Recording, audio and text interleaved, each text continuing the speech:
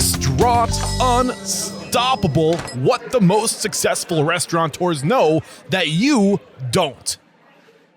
To learn, and you worked at some, I think you listed at least 4 or 5 legitimate operations in that time. Were there any like key spots where you really evolved the most? I think with each one, if I go back to each chef, there were moments where they almost made me cry, but I also got something out of it. I remember Susan Spicer, just her meticulousness and her we would have to get the herbs and the way you had to pick it. And I remember thinking at the time, this is bullshit. Like, this is way over the top. And then just learning how much passion she had in her product. And there was time she literally almost made me cry or quit, but it was probably cry. And there were just certain chefs, James Corwell, his knife skills and his pursuit of perfection I stood in awe of that chef. And I just saw various things. I've worked with some of the old school chefs where they kind of yell, authoritarian. And when I went to Saul's in New York, he was so laid back. He had a Michelin star and was just so chill. And just each one brought something to the table. And I guess I just kind of absorbed it. Yeah. You know? Let's pull back some of the layers on this. So with Susan, you said detail. From her, you really learned the importance of detail and the meticulousness of pulling off every leaf on the spices there. She also said she almost made you cry. But what was it about her that made you want to come back?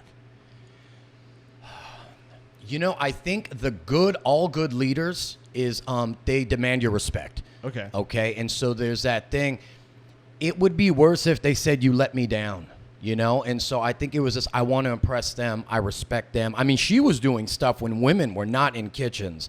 And so there was just that level of respect. I think that was it of just, I was drawn to it. I wanted to learn. So she demanded your respect. But reflecting back at that time, reflecting back on this woman, what was it about her that was so respectful for you? Why did she have your respect? What did you respect about her? Just what she was doing culinarily. I think at this particular time, she was doing some TV spots on Top Chef. She had just put out a cookbook. She had helped. I mean, she was, I believe she was pretty key in getting Donald Link kind of started up and just helping the people that had helped her along the way and just making that footprint in New Orleans food scene. And it was just that. And I think it goes a long way. Maybe not outside of New Orleans, but I think if you say that you worked at a Susan Spicer restaurant, you know, in this industry in New Orleans, I think that means something. Yeah. Now, were you close with her? I mean, I know a lot of people probably came through her restaurant. What did you learn about like leadership and how to command that respect? I think the leadership. I mean, I think that's what I got from her. I know that like Steve McHugh, he's got a place in San Antonio now. You cured. Yes. Yeah.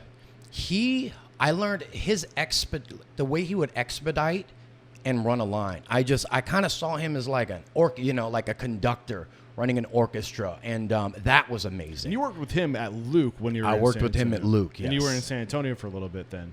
I wasn't in San Antonio. Okay, no. So he got. I think they opened a Luke in San Antonio at one point, maybe a second. Luke. I think I heard that. It's hard to keep track of everything, but I did not realize that Steve McHugh came up through Besh Restaurants. Yep. So you were working for Besh Restaurants, and that's when McHugh was also there before he opened Cured.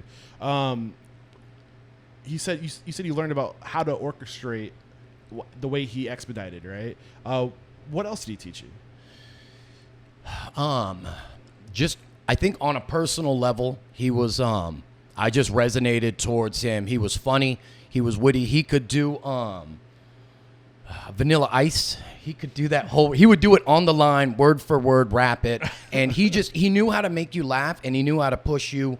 I just remember a lunch rush at Luke was almost insane. And you don't get tickets. It's all callback. Damn. And if you ever worked on the line, the ego does not want to allow you to say, what's an all day? And the way he would just say, it's little, enunciate here, say it there. And I might be 40 tickets in and he could just say it in such a way, like Mozart almost, and you just felt at ease. Like you're basically going through a very stressful situation and he could just kind of guide you along, And with most chefs that I've admired, they know almost how to push you to your breaking point. It's just like innate quality.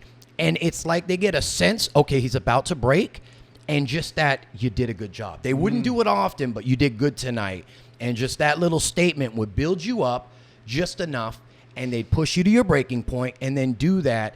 And what you're really learning is what you're made of, how to be better. Yeah. So a great chef, when we hear from you, is a great chef knows to push the envelope and knows when an individual, and it's case by case. So you can't push certain people as hard as other people. So you got to know how to read people's emotional state and then how to bring them to that edge to get the most out of them and then reward them so they know that they're growing. Like, there's a lot happening there. The other thing that I pulled that was kind of subtle is this idea of being able to stay cool, calm, and collected when everyone's in the shit, because everyone's gonna, like, everyone might be in the shit, but if you get in the shit there with them, like, you know, as the leader, you gotta be mindful of what your energy is, and it sounds like he had that ability to keep it locked down.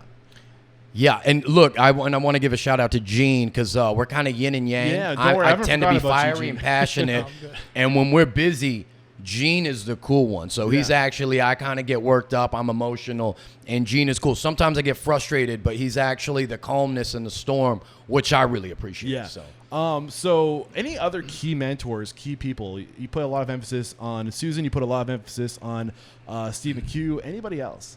Yeah, I think James Corwell I probably learned the most from. He was just doing, I know that we were doing dishes that were reminiscent of like French Laundry. He had the Alinea cookbook, and he would just kind of welcome that. And his knife skills, he would just tourne carrots, which is ridiculous. Why do I need a carrot with 8 sides? And he would just and it kind of goes in to out. He would have knife skills that were impeccable. And he was amazing. He was probably the most talented. I know that he would do a dish by concept. He would diagram it, talk about it, and he would allow you to come up with something, but it had to be solid.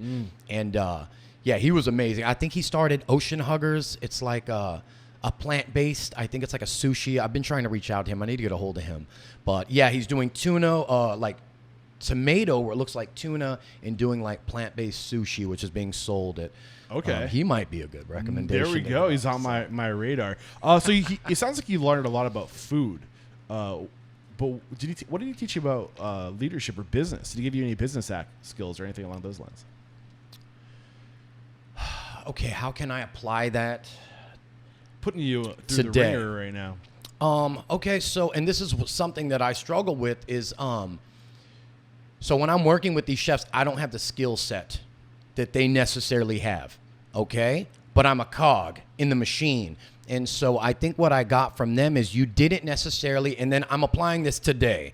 So I might have people that are working with me, for me, that might not have a certain skill set that I possess, but how can we orchestrate that where we're all getting to the place we want to be? Okay. And you actually hit it on the head. It's an individual case-by-case basis. So what does that tell me? I have to be present. I have to be aware. You know, I might need to go hard with this one. This one, sometimes people need a fire under their ass, and sometimes people need kind of a pat on the shoulder, and which one's going to work?